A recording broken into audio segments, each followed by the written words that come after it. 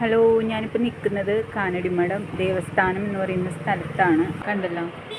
അപ്പോൾ ഇപ്പം നിലവിൽ പ്രശ്നങ്ങളൊക്കെ ഇവിടെ കഴിഞ്ഞിട്ടുണ്ട്. ഇവിടെ കൂടുതലും വരുന്നത് സെലിബ്രിറ്റികളാണ്. ഇത് 500 രൂപ തന്നാൽ നിങ്ങൾക്ക് നിങ്ങളുടെ കാര്യങ്ങൾ അറിയാമെന്നാണ്. അപ്പോൾ ഞാൻ പറഞ്ഞു 500 രൂപ തന്നിട്ട് എനിക്ക് എൻ്റെ കാര്യങ്ങൾ അറിയണ്ട എന്നാണ് പറഞ്ഞത്. കണ്ടോ, ഇതാണ് ആ സ്ഥലം. ഈ സൈഡിലാണ് കേട്ടോ കാനടിമഠം ആ ഒരു ദേവസ്ഥാനം ഉള്ളത്.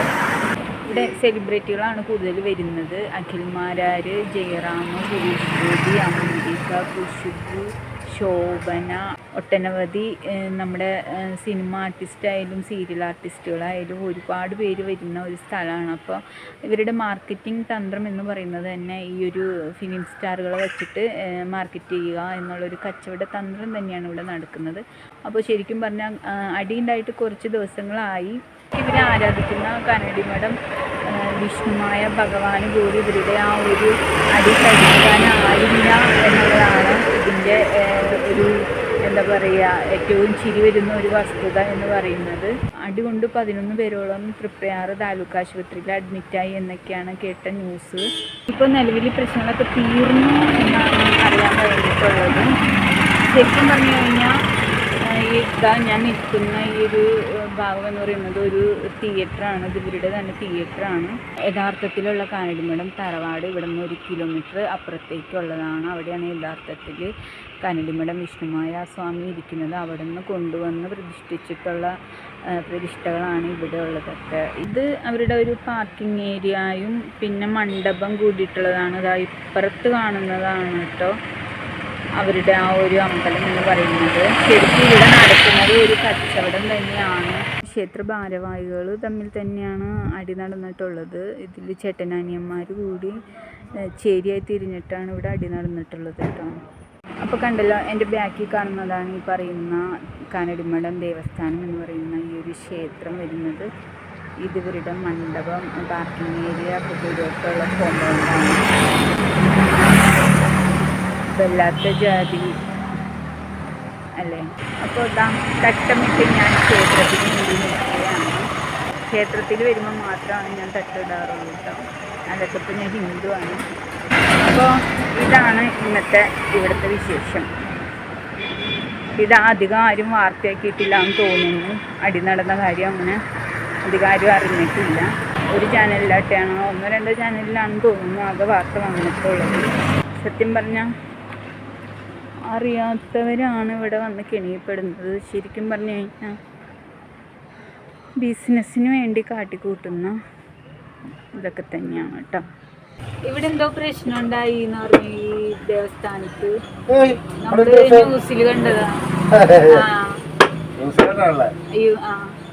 എന്തായിരുന്നു എന്താ കാര്യം?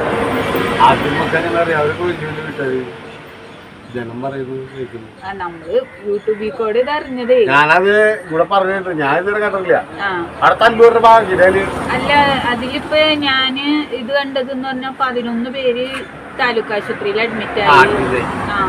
പോലീസ് ഇവിടെ എന്താ പറയാ കാവലുണ്ട് എന്നൊക്കെയാണ് നമ്മള് ഉണ്ട്. അത് കാണിക്കണില്ല, വാർത്ത അങ്ങനെ പറയുന്നുള്ളൂ. ഏതോ മൊബൈലൊക്കെ അങ്ങനെ വന്നിട്ടുണ്ടെന്ന്. പക്ഷെ ആരും പേടിച്ചിട്ട്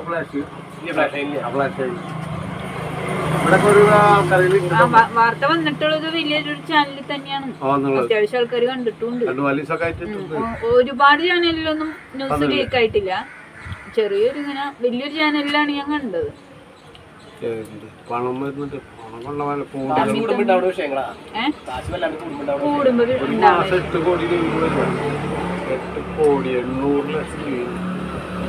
ആൾക്കാർ പുറത്തുനിന്നല്ലേ, കേരളത്തിന് വെളിയിൽ പുറത്തുനിന്ന് കാശ് കൂടുമ്പോ ഓരോ അത് സ്നേഹങ്ങളുടെ മുറി പണത്തിന്റെ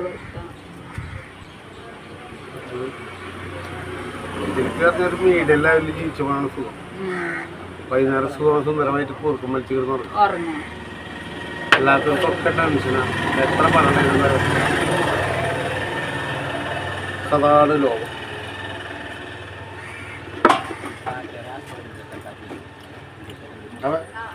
അതിനകത്ത് കാണിക്കുമ്പോ ഗേറ്റിന്റെ അവിടെ പോലീസുകാരൊക്കെ നിക്കണ്ടായിരുന്നു ആ ചാനലില്.